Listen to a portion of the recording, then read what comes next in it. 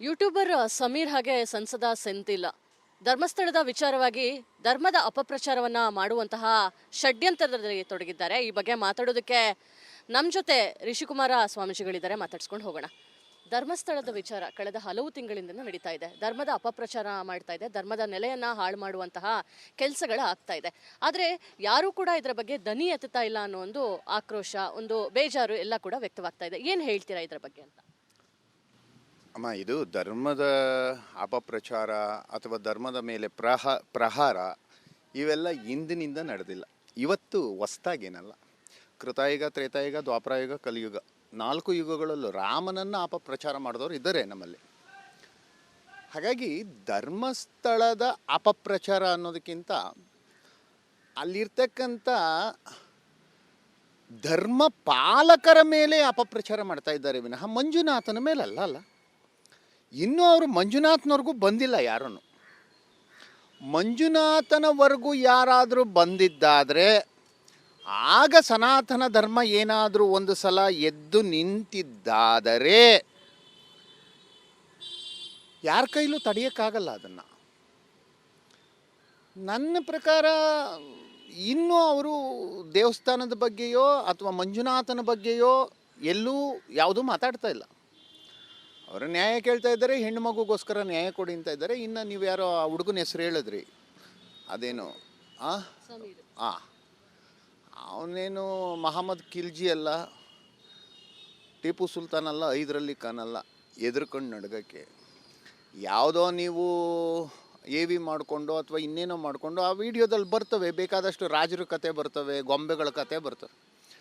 ಗೊಂಬೆಗಳನ್ನು ಇಟ್ಟು ಈ ರೀತಿಯಾಗಿದೆ. ಈಗ ಅನನ್ಯ ಭಟ್ ಅಂತಲೋ ಯಾರನ್ನೋ ಕರ್ಕೊಂಬಂದ್ರಿ ನಿಮ್ಮ ವಾಹಿನಿ ರಿಪಬ್ಲಿಕ್ನಲ್ಲಿ.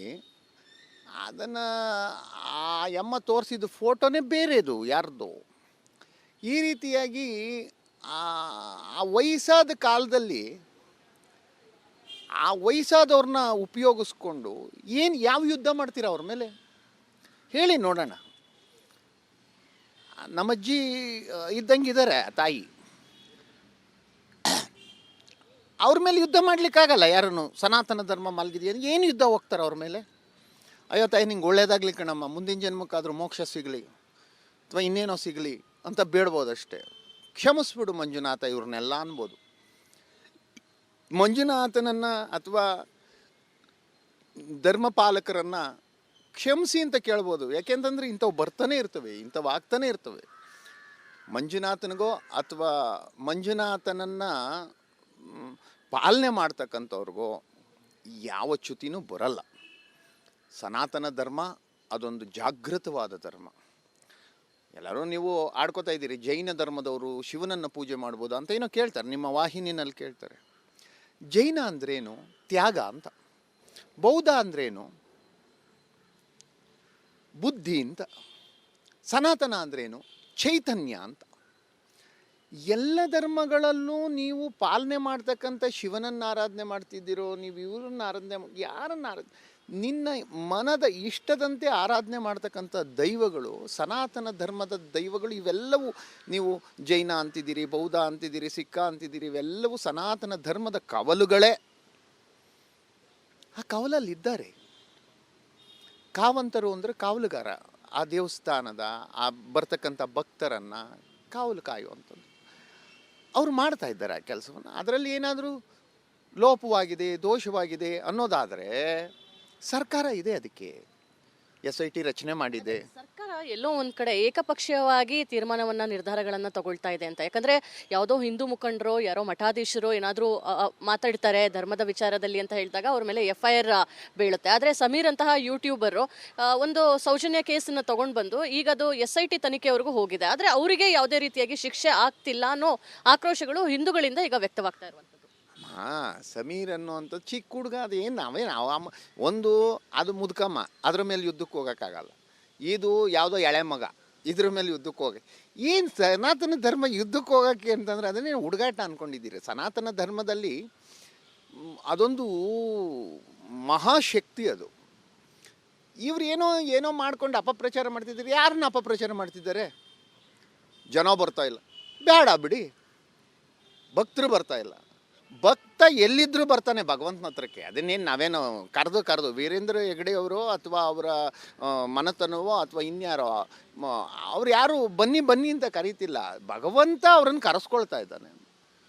ಸೊ ಹಾಗಿರುವಾಗ ಅಪಪ್ರಚಾರ ಮಾಡ್ತಾ ಇರೋವಂಥದ್ದು ಅಥವಾ ಅವ್ರ ಮೇಲೆ ಶಿಕ್ಷೆ ಆಗ್ತಾ ಇಲ್ಲ. ಶಿಕ್ಷೆ ಕೊಡಲಿಕ್ಕೆ ನಿಮ್ಮ ಕಾನೂನು ಅಥವಾ ನಿಮ್ಮ ಕೋರ್ಟು ಅಥವಾ ನೀವೆಲ್ಲ ಅದಕ್ಕೆ ಮೀರಿದಂಥ ಶಿಕ್ಷೆ ಇದೆ. ನೀವು ಜಾರ್ಕೊಂಬಿಡ್ಬೋದು ಈ ಶಿಕ್ಷೆಯಿಂದ, ಸಾಕ್ಷಿ ಇಲ್ಲ, ಅದಿಲ್ಲ, ಇದಿಲ್ಲ ಅಂತ.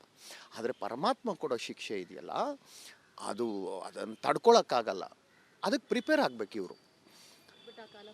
ಖಂಡಿತವಾಗ್ಲೂ ಬರುತ್ತಮ್ಮ. ಇದೇನು ನಿಮಗೆ ಕಲಿಯುಗ ಇಲ್ಲಿ ಆಗಿದ್ದು ಇಲ್ಲೇ ರೊಟ್ಟಿ ಮುಚ್ಚಾಕ್ತಂಗೆ. ನಿಮಗೇನು ತುಂಬ ದೂರ ಹೋಗಿ ಅಲ್ಲಿ ಯಮರಾಜ ಪಟ್ಟಣದಲ್ಲಿ ನಿಮ್ಮನ್ನೇನು ಕರೆಯಲ್ಲ, ಬಾಂಡ್ಲಿಗೆ ಹಾಕಿ ಉರಿಯಲ್ಲ, ನಿಮ್ಗಿಲ್ಲೇ ಇರುತ್ತೆ. ಅದರಿಂದ ನೀವು ನಡೆಯುವಂಥ ನಡೆ ಒಳ್ಳೆಯದಾಗಿರಲಿ. ಅಥವಾ ನೀವು ಯಾವುದೋ ಅನ್ಯಧರ್ಮೀಯರು ಅನ್ನೋ ಭಾವ ಸನಾತನ ಧರ್ಮದಲ್ಲಿಲ್ಲ. ನಾವು ಎಲ್ಲರನ್ನು ಕಬೀರ್ ದಾಸರನ್ನ ಒಪ್ಕೊಂಡಿದ್ದೀವಿ, ಅಬ್ದುಲ್ ಕಲಾಂ ಅವ್ರನ್ನ ಒಪ್ಕೊಂಡಿದ್ದೀವಿ, ಎಲ್ಲರನ್ನೂ ಒಪ್ತೀವಿ ನಾವು. ಸನಾತನ ಧರ್ಮ ಅಂಥ ಮಹಾಶಕ್ತಿ, ಶಿಶುನಾಳ ಶರೀಫರನ್ನ ನಾವು ಗುರು ಅಂತ ಅಂದ್ಕೊಳ್ತೀವಿ. ಅಂಥ ತತ್ವ ಇರ್ತಕ್ಕಂಥದ್ದು. ಸೂಫಿ ಸಂತರು ಇವತ್ತಿಗೂ ಸಹ ಈ ದೇಶದಲ್ಲಿ ಮಹತ್ತರವಾಗಿರ್ತಕ್ಕಂಥ ಸಾಧನೆಗಳು ಮಾಡಿದ್ದಾರೆ. ಸಾಯಿಬಾಬನಿಗೆ ಹೋಗದೇ ಇರೋರು ಯಾರು? ಎಲ್ಲ ಒಪ್ತೀವಿ ನಾವು. ಆದರೆ ಅದನ್ನು ನೀವು ಬೇರೆ ರೀತಿಯಲ್ಲಿ ಯಾರೋ ಒಂದಿಷ್ಟು ಜನ ಕಿಡಿಗೇಡಿಗಳು ಮಾಡ್ತಿರ್ತಕ್ಕಂಥ ಕೃತ್ಯಕ್ಕೆ ಇಡೀ ಸಮುದಾಯವನ್ನು ದೂಷಿಸುವಂಥದ್ದಲ್ಲ. ಹಾಗೆ ಸಹ ಇವ್ರು ಮಾಡ್ತಾ ಇರ್ತಕ್ಕಂಥ ಕೃತ್ಯದಿಂದ ನಮಗೇನೂ ಎಫೆಕ್ಟ್ ಇಲ್ಲ, ಧರ್ಮಸ್ಥಳಕ್ಕೇನೂ ಎಫೆಕ್ಟ್ ಇಲ್ಲ, ಅಥವಾ ಸನಾತನ ಧರ್ಮಕ್ಕೆ ಎಫೆಕ್ಟ್ ಇಲ್ಲ. ಈಗ ಎಲ್ಲರೂ, ನಾನು MLA, ಇವರು ಅವರು ಎಲ್ಲರೂ ಸೇರಿಕೊಂಡು ನಾವು ಕಾರಲ್ಲಿ ಹೋಗೋಣ, ನಾವು ಬಸ್ಸಲ್ಲಿ ಹೋಗೋಣ, ನಾವು ಹಿಂಗೆ ಹೋಗೋಣ, ನಾವು ಧರ್ಮಸ್ಥಳಕ್ಕೆ ಹೋಗೋಣ ಅಲ್ಲ. ನೀವು ಇಷ್ಟೊಂದು ಜನ ಹೋದಾಗ ಸುಧಾರಿಸೋದು ಕಷ್ಟ ಆಗ್ತದೆ. ಆ ಒಂದು ಕ್ಷೇತ್ರದಲ್ಲಿ ಅವಶ್ಯಕತೆ ಇಲ್ಲ. CITನೋ ಅಥವಾ SITನೋ ಏನೋ ಮಾಡಿದ್ದೀರಲ್ಲ ನೀವು, ಅದು ಕೊಡ್ತದೆ ನಿಮಗೆ. ಯಾರು ಇಲ್ಲಿ ಯಾವ ನಿಮ್ಮ ಅಧಿಕಾರಿಗಳಿದ್ದಾರೆ ಕರ್ನಾಟಕ ರಾಜ್ಯದಲ್ಲಿ, ಅದರಲ್ಲಿ ಮಹತ್ತರವಾಗಿರ್ತಕ್ಕಂಥ ಶಕ್ತಿವಂತರು ಇದ್ದಾರೆ. ಸರ್ಕಾರ ಮಾಡ್ತಾ ಇದೆ ಅಂತಂದಾಗ ಅದನ್ನು ಕಾದು ನೋಡಬೇಕು. ಅದರಲ್ಲೇನಾದರೂ ಲೋಪವಾದಾಗ ನಾವು ಅದರ ವಿರುದ್ಧ ನಿಂತ್ಕೋಬೇಕು. ಸನಾತನ ಧರ್ಮಿಗಳು ಅದನ್ನು ಮಾಡ್ತೀವಿ, ಖಂಡಿತ ಮಾಡ್ತೀವಿ. ಇಷ್ಟು ಋಷಿಕುಮಾರ ಸ್ವಾಮೀಜಿಯವರ ಮಾತು. ಅಂದರೆ ಪ್ರಮುಖವಾಗಿ ಕಾನೂನಿನ ಶಿಕ್ಷೆ ಒಂದು ಕಡೆ ಆದರೆ ಭಗವಂತನ ಶಿಕ್ಷೆ ತುಂಬಾ ಘೋರವಾಗಿರುತ್ತೆ, ಅದು ಸದ್ಯದಲ್ಲೇ ಬರುತ್ತೆ, ಕಲಿಯುಗದಲ್ಲೇ ಬರುತ್ತೆ ಅನ್ನೋದು ವಿಚಾರನ ಕೂಡ ಅವರು ಪ್ರಸ್ತಾಪ ಮಾಡಿದ್ದಾರೆ. ಕ್ಯಾಮ್ರಾ ಪರ್ಸನ್ನ ಮಂಜುನಾಥ್ ಪಾವಗಡ ಜೊತೆ ದೀಪ್ತಿ ತೊಳ್ಪಡಿ, ರಿಪಬ್ಲಿಕ್ ಕನ್ನಡ, ಬೆಂಗಳೂರು. ಯೂಟ್ಯೂಬರ್ ಸಮೀರ್ ಹಾಗೆ ಸಂಸದ ಸೆಂಥಿಲ್ ಧರ್ಮಸ್ಥಳದ ವಿಚಾರವಾಗಿ ಧರ್ಮದ ಅಪಪ್ರಚಾರವನ್ನ ಮಾಡುವಂತಹ ಷಡ್ಯಂತ್ರದಲ್ಲಿ ತೊಡಗಿದ್ದಾರೆ. ಈ ಬಗ್ಗೆ ಮಾತಾಡೋದಕ್ಕೆ ನಮ್ಮ ಜೊತೆ ಋಷಿಕುಮಾರ ಸ್ವಾಮೀಜಿಗಳಿದ್ದಾರೆ, ಮಾತಾಡ್ಸ್ಕೊಂಡು ಹೋಗೋಣ. ಧರ್ಮಸ್ಥಳದ ವಿಚಾರ ಕಳೆದ ಹಲವು ತಿಂಗಳಿಂದ ನಡೀತಾ ಇದೆ. ಧರ್ಮದ ಅಪಪ್ರಚಾರ ಮಾಡ್ತಾ ಇದೆ, ಧರ್ಮದ ನೆಲೆಯನ್ನ ಹಾಳು ಮಾಡುವಂತಹ ಕೆಲಸಗಳು ಆಗ್ತಾ ಇದೆ.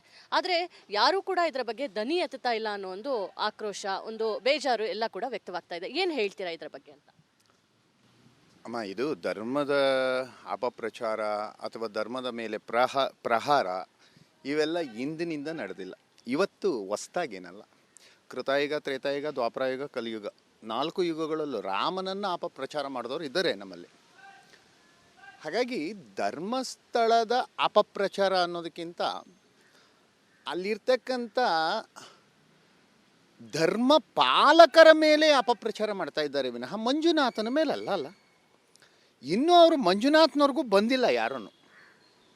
ಮಂಜುನಾಥನವರೆಗೂ ಯಾರಾದರೂ ಬಂದಿದ್ದಾದರೆ ಆಗ ಸನಾತನ ಧರ್ಮ ಏನಾದರೂ ಒಂದು ಸಲ ಎದ್ದು ನಿಂತಿದ್ದಾದರೆ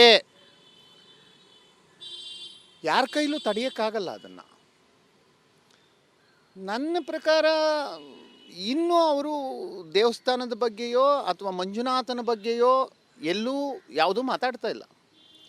ಅವರು ನ್ಯಾಯ ಕೇಳ್ತಾ ಇದ್ದಾರೆ, ಹೆಣ್ಣು ಮಗುಗೋಸ್ಕರ ನ್ಯಾಯ ಕೊಡಿ ಅಂತ ಇದ್ದಾರೆ. ಇನ್ನು ನೀವು ಯಾರೋ ಆ ಹುಡುಗನ ಹೆಸರು ಹೇಳಿದ್ರಿ, ಅದೇನು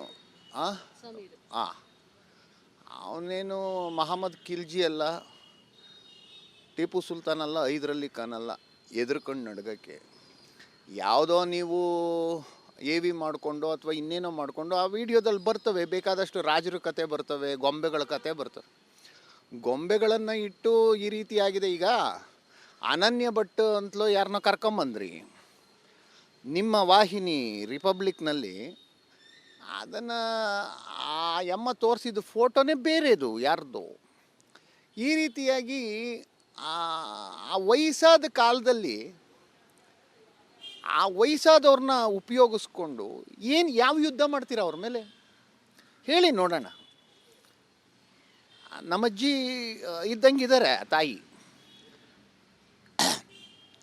ಅವ್ರ ಮೇಲೆ ಯುದ್ಧ ಮಾಡಲಿಕ್ಕಾಗಲ್ಲ ಯಾರನ್ನು. ಸನಾತನ ಧರ್ಮ ಮಲಗಿದೆಯಾ ಏನು ಯುದ್ಧ ಹೋಗ್ತಾರೆ ಅವ್ರ ಮೇಲೆ? ಅಯ್ಯೋ ತಾಯಿ ನಿಂಗೆ ಒಳ್ಳೇದಾಗ್ಲಿ ಕಣಮ್ಮ, ಮುಂದಿನ ಜನ್ಮಕ್ಕಾದ್ರೂ ಮೋಕ್ಷ ಸಿಗಲಿ ಅಥವಾ ಇನ್ನೇನೋ ಸಿಗಲಿ ಅಂತ ಬೇಡ್ಬೋದಷ್ಟೇ. ಕ್ಷಮಿಸ್ಬಿಡು ಮಂಜುನಾಥ ಇವ್ರನ್ನೆಲ್ಲ ಅನ್ಬೋದು.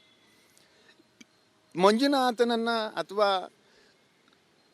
ಧರ್ಮಪಾಲಕರನ್ನು ಕ್ಷಮಿಸಿ ಅಂತ ಕೇಳ್ಬೋದು. ಯಾಕೆಂತಂದರೆ ಇಂಥವು ಬರ್ತಾನೆ ಇರ್ತವೆ, ಇಂಥವು ಆಗ್ತಾನೆ ಇರ್ತವೆ.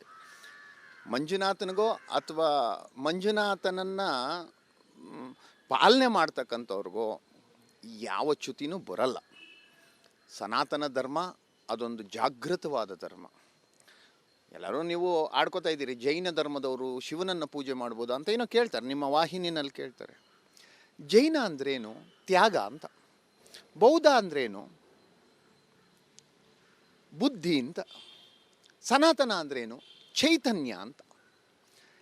ಎಲ್ಲ ಧರ್ಮಗಳಲ್ಲೂ ನೀವು ಪಾಲನೆ ಮಾಡ್ತಕ್ಕಂಥ ಶಿವನನ್ನು ಆರಾಧನೆ ಮಾಡ್ತಿದ್ದೀರೋ, ನೀವು ಇವ್ರನ್ನ ಆರಾಧನೆ ಯಾರನ್ನು ನಿನ್ನ ಮನದ ಇಷ್ಟದಂತೆ ಆರಾಧನೆ ಮಾಡ್ತಕ್ಕಂಥ ದೈವಗಳು, ಸನಾತನ ಧರ್ಮದ ದೈವಗಳು ಇವೆಲ್ಲವೂ ನೀವು ಜೈನ ಅಂತಿದ್ದೀರಿ, ಬೌದ್ಧ ಅಂತಿದ್ದೀರಿ, ಸಿಕ್ಕ ಅಂತಿದ್ದೀರಿ, ಇವೆಲ್ಲವೂ ಸನಾತನ ಧರ್ಮದ ಕವಲುಗಳೇ. ಆ ಕವಲಲ್ಲಿದ್ದಾರೆ. ಕಾವಂತರು ಅಂದರೆ ಕಾವಲುಗಾರ, ಆ ದೇವಸ್ಥಾನದ ಆ ಬರ್ತಕ್ಕಂಥ ಭಕ್ತರನ್ನು ಕಾವಲು ಕಾಯುವಂಥದ್ದು. ಅವರು ಮಾಡ್ತಾ ಇದ್ದಾರೆ ಆ ಕೆಲಸವನ್ನು. ಅದರಲ್ಲಿ ಏನಾದರೂ ಲೋಪವಾಗಿದೆ, ದೋಷವಾಗಿದೆ ಅನ್ನೋದಾದರೆ ಸರ್ಕಾರ ಇದೆ, ಅದಕ್ಕೆ SIT ರಚನೆ ಮಾಡಿದೆ. ಸರ್ಕಾರ ಎಲ್ಲೋ ಒಂದ್ ಕಡೆ ಏಕಪಕ್ಷೀಯವಾಗಿ ತೀರ್ಮಾನವನ್ನ ನಿರ್ಧಾರಗಳನ್ನ ತಗೊಳ್ತಾ ಇದೆ ಅಂತ. ಯಾಕಂದ್ರೆ ಯಾವುದೋ ಹಿಂದೂ ಮುಖಂಡರು ಯಾರೋ ಮಠಾಧೀಶರು ಏನಾದರೂ ಮಾತಾಡ್ತಾರೆ ಧರ್ಮದ ವಿಚಾರದಲ್ಲಿ ಅಂತ ಹೇಳಿದಾಗ ಅವ್ರ ಮೇಲೆ FIR ಬೀಳುತ್ತೆ. ಆದರೆ ಸಮೀರ್ ಅಂತಹ ಯೂಟ್ಯೂಬರು ಒಂದು ಸೌಜನ್ಯ ಕೇಸನ್ನು ತಗೊಂಡು ಬಂದು ಈಗ ಅದು SIT ತನಿಖೆವರೆಗೂ ಹೋಗಿದೆ. ಆದರೆ ಅವರಿಗೆ ಯಾವುದೇ ರೀತಿಯಾಗಿ ಶಿಕ್ಷೆ ಆಗ್ತಿಲ್ಲ ಅನ್ನೋ ಆಕ್ರೋಶಗಳು ಹಿಂದೂಗಳಿಂದ ಈಗ ವ್ಯಕ್ತವಾಗ್ತಾ ಇರುವಂಥದ್ದು. ಸಮೀರ್ ಅನ್ನೋವಂಥ ಚಿಕ್ಕ ಹುಡುಗ, ಅದು ಏನು ಒಂದು ಅದು ಮುದುಕಮ್ಮ, ಅದ್ರ ಮೇಲೆ ಯುದ್ಧಕ್ಕೆ ಹೋಗೋಕ್ಕಾಗಲ್ಲ. ಇದು ಯಾವುದೋ ಎಳೆ ಮಗ, ಇದ್ರ ಮೇಲೆ ಯುದ್ಧಕ್ಕೆ ಹೋಗಿ ಏನು ಸನಾತನ ಧರ್ಮ ಯುದ್ಧಕ್ಕೆ ಹೋಗೋಕ್ಕೆ ಅಂತಂದರೆ ಅದನ್ನೇ ಹುಡುಗಾಟ ಅಂದ್ಕೊಂಡಿದ್ದೀರಿ. ಸನಾತನ ಧರ್ಮದಲ್ಲಿ ಅದೊಂದು ಮಹಾಶಕ್ತಿ ಅದು. ಇವ್ರು ಏನೋ ಮಾಡ್ಕೊಂಡು ಅಪಪ್ರಚಾರ ಮಾಡ್ತಿದ್ದಾರೆ. ಯಾರನ್ನ ಅಪಪ್ರಚಾರ ಮಾಡ್ತಿದ್ದಾರೆ? ಜನ ಬರ್ತಾ ಇಲ್ಲ, ಬೇಡ ಬಿಡಿ. ಭಕ್ತರು ಬರ್ತಾ ಇಲ್ಲ. ಭಕ್ತ ಎಲ್ಲಿದ್ದರೂ ಬರ್ತಾನೆ ಭಗವಂತನ ಹತ್ರಕ್ಕೆ. ಅದನ್ನೇನು ನಾವೇನು ಕರೆದು ವೀರೇಂದ್ರ ಹೆಗಡೆ ಅವರು ಅಥವಾ ಅವರ ಮನತನವೋ ಅಥವಾ ಇನ್ಯಾರೋ ಅವ್ರು ಯಾರು ಬನ್ನಿ ಅಂತ ಕರೀತಿಲ್ಲ. ಭಗವಂತ ಅವ್ರನ್ನ ಕರೆಸ್ಕೊಳ್ತಾ ಇದ್ದಾನೆ. ಸೊ ಹಾಗಿರುವಾಗ ಅಪಪ್ರಚಾರ ಮಾಡ್ತಾ ಇರೋವಂಥದ್ದು ಅಥವಾ ಅವ್ರ ಮೇಲೆ ಶಿಕ್ಷೆ ಆಗ್ತಾ ಇಲ್ಲ. ಶಿಕ್ಷೆ ಕೊಡಲಿಕ್ಕೆ ನಿಮ್ಮ ಕಾನೂನು ಅಥವಾ ನಿಮ್ಮ ಕೋರ್ಟು ಅಥವಾ ನೀವೆಲ್ಲ ಅದಕ್ಕೆ ಮೀರಿದಂಥ ಶಿಕ್ಷೆ ಇದೆ. ನೀವು ಜಾರ್ಕೊಂಬಿಡ್ಬೋದು, ಈ ಶಿಕ್ಷೆಯಿಂದ ಸಾಕ್ಷಿ ಇಲ್ಲ, ಅದಿಲ್ಲ, ಇದಿಲ್ಲ ಅಂತ. ಆದರೆ ಪರಮಾತ್ಮ ಕೊಡೋ ಶಿಕ್ಷೆ ಇದೆಯಲ್ಲ, ಅದನ್ನು ತಡ್ಕೊಳಕ್ಕಾಗಲ್ಲ. ಅದಕ್ಕೆ ಪ್ರಿಪೇರ್ ಆಗಬೇಕು ಇವರು.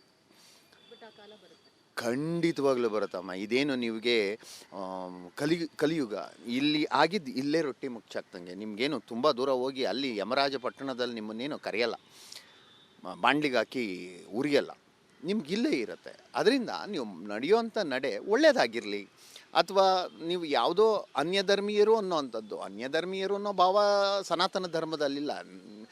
ನಾವು ಎಲ್ಲರನ್ನು ಕಬೀರ್ ದಾಸರನ್ನ ಒಪ್ಕೊಂಡಿದ್ದೀವಿ, ಅಬ್ದುಲ್ ಕಲಾಂ ಅವ್ರನ್ನ ಒಪ್ಕೊಂಡಿದ್ದೀವಿ, ಎಲ್ಲರನ್ನೂ ಒಪ್ತೀವಿ ನಾವು. ಸನಾತನ ಧರ್ಮ ಅಂಥ ಮಹಾಶಕ್ತಿ. ಶಿಶುನಾಳ ಶರೀಫರನ್ನ ನಾವು ಗುರು ಅಂತ ಅಂದ್ಕೊಳ್ತೀವಿ. ಅಂಥ ತತ್ವ ಇರ್ತಕ್ಕಂಥದ್ದು. ಸೂಫಿ ಸಂತರು ಇವತ್ತಿಗೂ ಸಹ ಈ ದೇಶದಲ್ಲಿ ಮಹತ್ತರವಾಗಿರ್ತಕ್ಕಂಥ ಸಾಧನೆಗಳು ಮಾಡಿದ್ದಾರೆ. ಸಾಯಿಬಾಬನಿಗೆ ಹೋಗದೇ ಇರೋರು ಯಾರು? ಎಲ್ಲ ಒಪ್ತೀವಿ ನಾವು. ಅದನ್ನು ನೀವು ಬೇರೆ ರೀತಿಯಲ್ಲಿ ಯಾರೋ ಒಂದಿಷ್ಟು ಜನ ಕಿಡಿಗೇಡಿಗಳು ಮಾಡ್ತಿರ್ತಕ್ಕಂಥ ಕೃತ್ಯಕ್ಕೆ ಇಡೀ ಸಮುದಾಯವನ್ನು ದೂಷಿಸುವಂಥದ್ದಲ್ಲ. ಹಾಗೆ ಸಹ ಇವ್ರು ಮಾಡ್ತಾ ಇರ್ತಕ್ಕಂಥ ಕೃತ್ಯದಿಂದ ನಮಗೇನೂ ಎಫೆಕ್ಟ್ ಇಲ್ಲ. ಧರ್ಮಸ್ಥಳಕ್ಕೇನೂ ಎಫೆಕ್ಟ್ ಇಲ್ಲ, ಅಥವಾ ಸನಾತನ ಧರ್ಮಕ್ಕೆ ಎಫೆಕ್ಟ್ ಇಲ್ಲ. ಈಗ ಎಲ್ಲರೂ, ನಾನು MLA, ಇವರು ಅವರು ಎಲ್ಲರೂ ಸೇರಿಕೊಂಡು ನಾವು ಕಾರಲ್ಲಿ ಹೋಗೋಣ, ನಾವು ಬಸ್ಸಲ್ಲಿ ಹೋಗೋಣ, ನಾವು ಹಿಂಗೆ ಹೋಗೋಣ, ನಾವು ಧರ್ಮಸ್ಥಳಕ್ಕೆ ಹೋಗೋಣ ಅಲ್ಲ. ನೀವು ಇಷ್ಟೊಂದು ಜನ ಹೋದಾಗ ಸುಧಾರಿಸೋದು ಕಷ್ಟ ಆಗ್ತದೆ ಆ ಒಂದು ಕ್ಷೇತ್ರದಲ್ಲಿ. ಅವಶ್ಯಕತೆ ಇಲ್ಲ. CITನೋ ಅಥವಾ SITನೋ ಏನೋ ಮಾಡಿದ್ದೀರಲ್ಲ ನೀವು, ಅದು ಕೊಡ್ತದೆ ನಿಮಗೆ. ಯಾರು ಇಲ್ಲಿ ಯಾವ ನಿಮ್ಮ ಅಧಿಕಾರಿಗಳಿದ್ದಾರೆ ಕರ್ನಾಟಕ ರಾಜ್ಯದಲ್ಲಿ, ಅದರಲ್ಲಿ ಮಹತ್ತರವಾಗಿರ್ತಕ್ಕಂಥ ಶಕ್ತಿವಂತರು ಇದ್ದಾರೆ. ಸರ್ಕಾರ ಮಾಡ್ತಾ ಇದೆ ಅಂತಂದಾಗ ಅದನ್ನು ಕಾದು ನೋಡಬೇಕು. ಅದರಲ್ಲೇನಾದರೂ ಲೋಪವಾದಾಗ ನಾವು ಅದರ ವಿರುದ್ಧ ನಿಂತ್ಕೋಬೇಕು. ಸನಾತನ ಧರ್ಮಿಗಳು ಅದನ್ನು ಮಾಡ್ತೀವಿ, ಖಂಡಿತ ಮಾಡ್ತೀವಿ. ಇಷ್ಟು ಋಷಿಕುಮಾರ ಸ್ವಾಮೀಜಿಯವರ ಮಾತು. ಅಂದರೆ ಪ್ರಮುಖವಾಗಿ ಕಾನೂನಿನ ಶಿಕ್ಷೆ ಒಂದು ಕಡೆ ಆದರೆ ಭಗವಂತನ ಶಿಕ್ಷೆ ತುಂಬಾ ಘೋರವಾಗಿರುತ್ತೆ, ಅದು ಸದ್ಯದಲ್ಲೇ ಬರುತ್ತೆ, ಕಲಿಯುಗದಲ್ಲೇ ಬರುತ್ತೆ ಅನ್ನೋದು ವಿಚಾರನ ಕೂಡ ಅವರು ಪ್ರಸ್ತಾಪ ಮಾಡಿದ್ದಾರೆ. ಕ್ಯಾಮ್ರಾ ಪರ್ಸನ್ನ ಮಂಜುನಾಥ್ ಪಾವಗಡ ಜೊತೆ ದೀಪ್ತಿ ತೊಳ್ಪಡಿ, ರಿಪಬ್ಲಿಕ್ ಕನ್ನಡ, ಬೆಂಗಳೂರು.